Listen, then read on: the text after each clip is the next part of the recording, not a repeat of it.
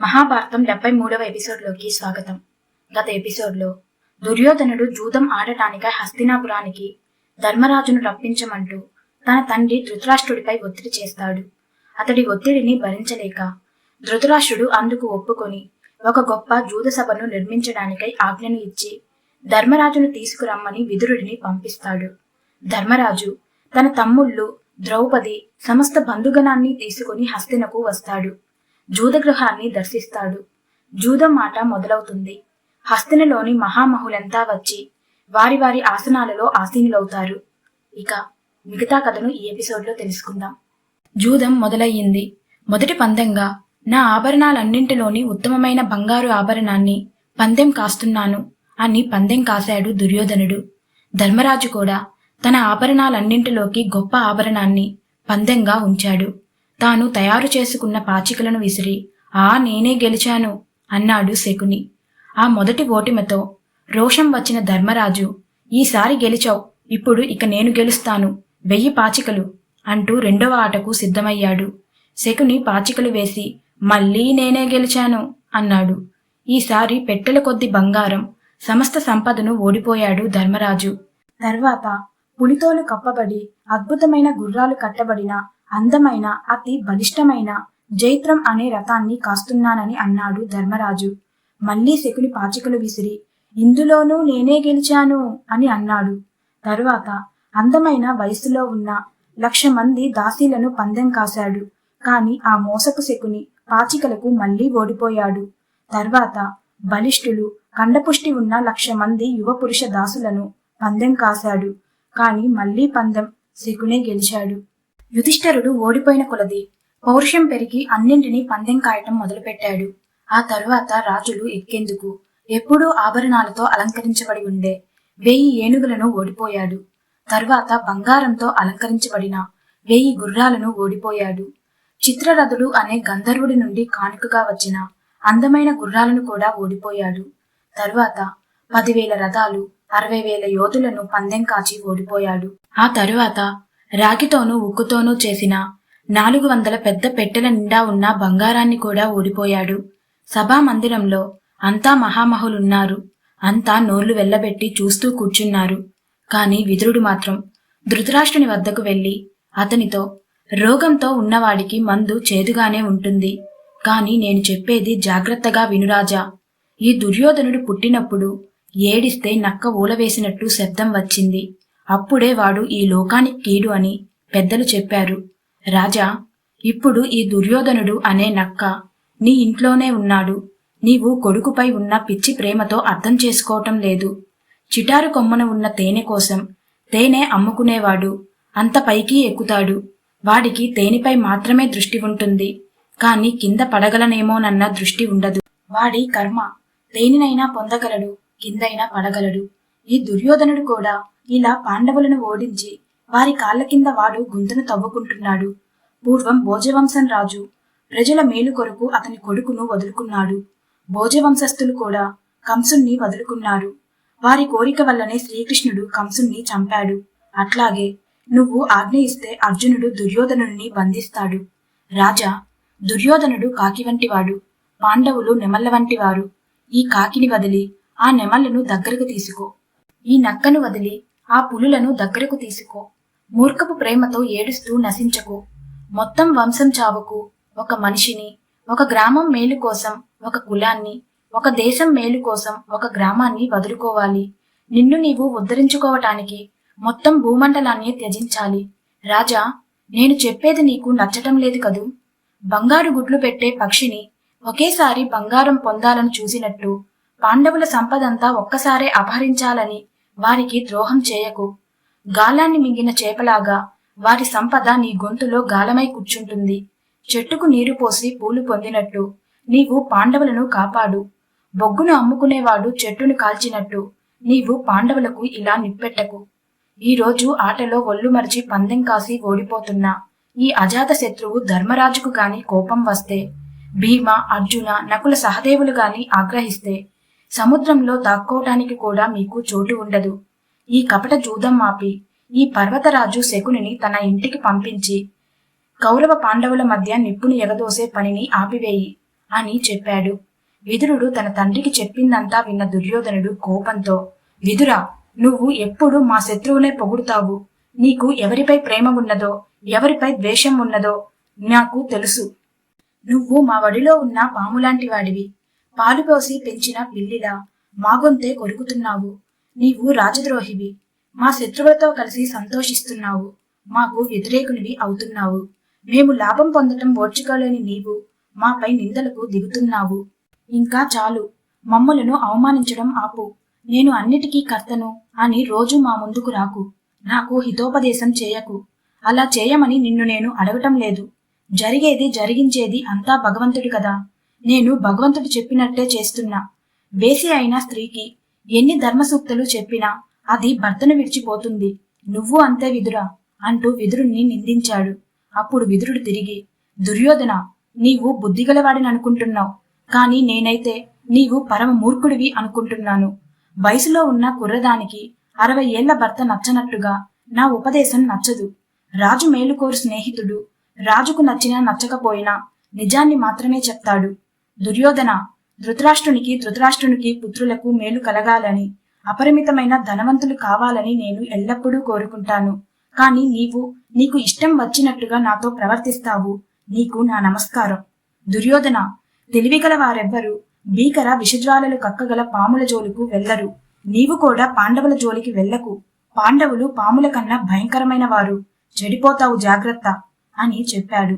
దుర్యోధనుడు విదురుని మాటలు పట్టించుకోకుండా పనికిరాని వాడిని చూసినట్టుగా చూసి తిరిగి జూదం సాగే దిశకు చూశాడు. విదురుడు ధృతరాష్ట్రునికి ధర్మబోధ చేస్తుంటే వచ్చిన దుర్యోధనుడు ఇంతసేపు మాట్లాడాడు. ఇంతా మాట్లాడినా ధృతరాష్ట్రుని నోటి వెంట మాత్రం ఒక్క శబ్దం కూడా బయటకు రాలేదు. ఆట మళ్లీ మొదలయ్యింది. ధర్మరాజా, ఇప్పటి వరకు నీ వద్ద ఉన్న సమస్త సంపదను ఓడిపోయావు. ఇంకా నీ వద్ద పందెం కాయడానికి ఏముంది అని అడిగాడు శకుని. ఏముంది అని అడుగుతున్నావా? నా దగ్గర ఏముందో నాకు తెలుసు. ఆయత అను కొలతల నుండి కోటి, మధ్య, పర అనే కొలతల వరకు అపారమైన సంపద ఉన్నది నా వద్ద. అది అంతా పందెం కాస్తున్నా 1000 పాచికలు అన్నాడు ధర్మరాజు. శకుని చెప్పినట్టుగా వినే ఆ పాచికలు ఎప్పటిలాగే దుర్యోధనునికి అనుకూలంగా పడినాయి. నేనే గెలిచాను అని అరిచాడు శకుని. శకుని, సింధు నది తూర్పు తీరం నుండి పర్ణాస నది వరకు గుర్రాలు, ఏనుగులు, ఆవులు, గేదెలు, మేకలు, ఇంకా రకరకాల లక్షలాది పశువులు అన్నింటినీ పందెం కాస్తున్నా అన్నాడు ధర్మరాజు. శకుని పాచికలు విసిరాడు. మళ్ళీ శకునే గెలిచాడు. ఈసారి నేనే గెలిచాను అన్నాడు. బ్రాహ్మణులకు ఇచ్చిన గ్రామాలు తప్ప మిగతా నగర గ్రామ ప్రదేశాలన్నీ పందెం కాస్తున్నా అన్నాడు ధర్మరాజు. ఈసారి శకునే గెలిచాడు. ఆ విధంగా రాజ్యాన్ని, సమస్త సంపదని ఓడిపోయాక నాతో పాటు ఉన్న రాజపుత్రులను వారి ఆభరణాలతో సహా పందెం కాస్తున్నా అన్నాడు ధర్మరాజు. వరుస మారలేదు. మళ్ళీ శకునే గెలిచాడు. ఈసారి నా తమ్ముడు మహావీరుడు నకులుణ్ణి పందెం కాస్తున్నా అన్నాడు. ఇప్పుడు శకునే గెలిచాడు. ఆ తరువాత సహదేవుణ్ణి పందెం కాచి అతడిని ఓడిపోయాడు. ఇప్పుడు మిగిలిన వారు భీమ, అర్జునులు. వారిని నీవు పందెం కాయవని అనుకుంటున్నాను అని అన్నాడు శకుని. దానికి ధర్మరాజు, శకుని, నీ కుళ్ళు బుద్ధిని చూపెట్టి మాట్లాడుతున్నావు. మా అన్నదమ్ముల మధ్య భేదాలు తేవాలని చూస్తున్నావు అంటూ అర్జునుణ్ణి పందెం కాశాడు. కాని మళ్లీ ఓడిపోయాడు. చివరికి భీముణ్ణి కూడా పందెంలో పెట్టాడు. అప్పుడు కూడా పందెం ఓడిపోయాడు ధర్మరాజు. అప్పుడు శకుని, ఇంకా ఓడిపోకుండా ఏముంది నీ వద్ద అనగా, నేనే ఉన్నాను అంటూ తనని తాను కూడా పందెం కాశాడు. మళ్లీ శకునే గెలిచాడు. అప్పుడు శకుని అన్నాడు, అదేమిటి ధర్మరాజా, నీ దగ్గర మరొక ఆస్తి పెట్టుకుని కూడా నిన్ను నీవు పందెం కాశావు? ద్రౌపది ఉంది కదా, ఆమె నీ ఆస్తే కదా. ఆమెను పందెం కాసి నిన్ను నువ్వు తిరిగి గెలుచుకో అన్నాడు. తనను తాను కూడా వారికి ఓడిపోయి దాసుడైన ధర్మరాజు ద్రౌపదిని పందెం కాయటం నాకు చాలా కష్టంగా ఉంది. అయినప్పటికీ ఆ అతిలోక సుందరిని, మహాగుణవతిని పందెం కాస్తున్నాను అని అన్నాడు. ఈ చివరి పందెంతో ఏం జరగబోతుందో అప్పుడు ఎవరూ ఊహించలేకపోయారు. భూదేవి హరిహరులను తన భారాన్ని దింపమని అడిగిన కోరిక తీరబోతుందని, సమస్త సామ్రాజ్యం శవాల దిబ్బ కాబోతుందని అప్పుడు ఎవ్వరూ తెలుసుకోలేకపోయారు. ద్రౌపదీదేవిని పందెం కాస్తున్నానన్న ధర్మరాజు మాట తరువాత సభ ధిక్కారం ధిక్కారం అని శబ్దం చేసింది. సభ అంతా ఒక్కసారిగా గగ్గోలెత్తింది. అక్కడ ఉన్న రాజులంతా దుఃఖించారు. భీష్మ, ద్రోణ, కృపాచార్యుల శరీరాలు చెమటతో తడిసిపోయాయి. విదురుడు ముఖానికి చేతులు కప్పుకొని కూలబడ్డాడు. బాలీకుడు, సోమదత్తుడు, సంజయుడు, అశ్వత్థామ, ధృతరాష్ట్రుని కొడుకు యుయుత్సుడు బాధతో చేతులు నలుపుకుంటూ మొఖాలు నేలకు వాల్చుకున్నారు. అప్పుడు శకుని ఆఖరిసారిగా పాచికలు విసిరాడు. విధిరాత మారలేదు. ధర్మం ధర్మం అని ధర్మాన్ని మాత్రమే నమ్మి, ధర్మాన్ని మాత్రమే పాటించి, ధర్మాన్ని మాత్రమే ప్రకటించే ధర్మరాజు చరిత్ర గతిని మలుపు తిప్పేది. తమ ఐదుగురులోని ధర్మమే రూపమైనట్టుండేది. అద్భుతమైన నల్ల కలువల అందంతో వెలిగే ద్రౌపది. ఆ ద్రౌపదినే ఓడిపోయాడు. శకుని విజయంతో అరిచాడు, ఈ ఆట నేనే గెలిచాను అని. దుర్యోధనుడు ఆ గెలుపు ఇచ్చిన అహంకారంతో ఛాతిని ఎత్తుగా పొంగించి సభనంతా ఓసారి చూసి ఆ తరువాత విదురుడిని పిలిచి, విదురా, పోయి పాండవుల భార్య పాపాత్మురాలు ద్రౌపదిని ఇక్కడికి తీసుకురా. ఆ ద్రౌపది నా ఇల్లు ఊడ్చి నా దాసీ జనులతో కలిసి ఉండాలి అని అన్నాడు. అది విని విదురుడు కోపంతో, మూర్ఖుడా దుర్యోధన, నీ తలపై విషసర్పం కోరలు తెరిచి నాట్యం చేస్తుంది. దాని విషప్రభావాన ఇలా వాగుతున్నావు. నీవు చాలా ఎత్తున వేలాడుతున్నావు దుర్యోధన. అక్కడ నుండి పడిచస్తావు. అహంకరించిన అడవి జంతువులా ప్రవర్తిస్తున్నావు. ఈ పులుల పంజాల దెబ్బ పడే వరకే నీ అహంకారం. యముని పాసం నీ చుట్టే తిరుగుతూ ఉంది, జాగ్రత్త. ఎప్పుడు లాక్కెడుతుందో చెప్పరాదు. దుర్మార్గుడా దుర్యోధన, ద్రౌపది దాసి ఎలా అవుతుంది? ఎందుకంటే యుధిష్ఠిరుడు ముందుగా తాను ఓడిపోయాడు. ఆ తరువాత ద్రౌపదిని ఓడిపోయాడు. ఓడిన వాడికి పందెం కాచే అధికారం ఎక్కడుంది? వెదురు చెట్టు తాను ఎండిపోవడానికే పండ్లను కాస్తుంది. నువ్వు అంతే. మదమెక్కి ఒకటి తరువాత ఒకటిగా భయంకరమైన తప్పులు చేస్తున్నావు. ఫలితం అనుభవిస్తావు. వెనుకట ఒక మేక ఒక కత్తిని మింగిందట. అది గొంతు దాటి పొట్టలోకి పోకపోవటంతో నేలకు కొట్టుకుంటూ ప్రయత్నించిందట. అప్పుడు ఆ కత్తి పొట్టలోకి పోకపోగా గొంతును కోసిందట. దుర్యోధన, నువ్వు కత్తుల్ని మింగుతున్నావు, జాగ్రత్త అని హెచ్చరించాడు విదురుడు. అందుకు దుర్యోధనుడు, ఛీ, శత్రు పక్షపాతి, నీవు మా ఎదుగుదలను ఎప్పుడు ఓర్చావు అని విదురుడిని నిందించి ప్రాతికామిని పిలిచాడు. ప్రాతికామిని అంటే వార్తలు ఒకచోట నుండి ఒకచోటికి చేరవేసే సేవకుడు. ఆ పాండవులతో ఇప్పుడు భయం లేదు, కాని నీవు వెళ్లి ద్రౌపదిని ఇక్కడికి తీసుకురా అని ఆదేశించాడు. ఆ ప్రాతికామిని సింహం గుహలోకి కుక్కపిల్ల వెళ్ళినట్టుగా పాండవుల భవనంలోకి వెళ్లి, అమ్మా ద్రౌపది, నీ భర్త ధర్మరాజు జూదం మత్తులో మునిగి తన తమ్ముళ్లతో పాటు సర్వాన్ని ఓడిపోయాడు. ఆఖరున నిన్ను కూడా ఓడిపోయాడు. నీవిప్పుడు ధృతరాష్ట్రుని భవనానికి వచ్చి అక్కడ దాసి పని చేయవలసి ఉంటుంది. నేను నిన్ను తీసుకుపోవడానికి వచ్చాను అని అన్నాడు. అప్పుడు ద్రౌపది, ఓ ప్రాతికామి, నువ్వు వెళ్ళి ఆ జూదరి ధర్మరాజును ముందు నిన్ను నువ్వు ఓడావా లేక ద్రౌపదిని ఓడావా అని అడుగు. ఈ ప్రశ్నకు సమాధానం తెలిసాక, రాజు ఏం చెప్తాడో తెలిసాక నేను నీతో సభకు వస్తాను. వెళ్ళి తెలుసుకురా అని వెనక్కి పంపించింది. అతను వెనక్కి సభలోకి వచ్చి ధర్మరాజును ద్రౌపది అడిగిన ప్రశ్నను అడిగాడు. కాని ధర్మరాజు తల వంచుకొని ఏమీ మాట్లాడకుండా మౌనంగా ఉన్నాడు. అప్పుడు దుర్యోధనుడు, ఆమె అడగవలసింది ఏమైనా ఉంటే ఇక్కడికి వచ్చి అడగమను. అందుకు ఈ యుధిష్ఠిరుడు ఏం చెప్తాడో మేమంతా కూడా వింటాం అని ప్రాతికామిని ద్రౌపదిని తీసుకురమ్మని తిరిగి పంపించాడు. ఆ సేవకుడు ద్రౌపది వద్దకు వెళ్లి, అమ్మా, ఆ దుర్యోధనాదులు నిన్ను అక్కడికి రమ్మంటున్నారు. ఆ దుర్యోధనుడు నిన్నే సభకు పిలిపించేంతగా కిందకి దిగజారిపోయాడు. ఇలాంటి వాడు బాగుపడడు అని చెప్పాడు. దేవుడి నిర్ణయాన్ని ఎవరు మార్చగలరు? అతని ఆజ్ఞానుసారం లోకంలో సుఖదుఖాలు ఉంటాయి. లోకంలో ధర్మాన్ని ఎవ్వరూ తప్పకూడదు. మనం ధర్మాన్ని కాపాడితే అది మనల్ని కాపాడుతుంది. ఇప్పుడు నా ధర్మాన్ని నేను తప్పలేను.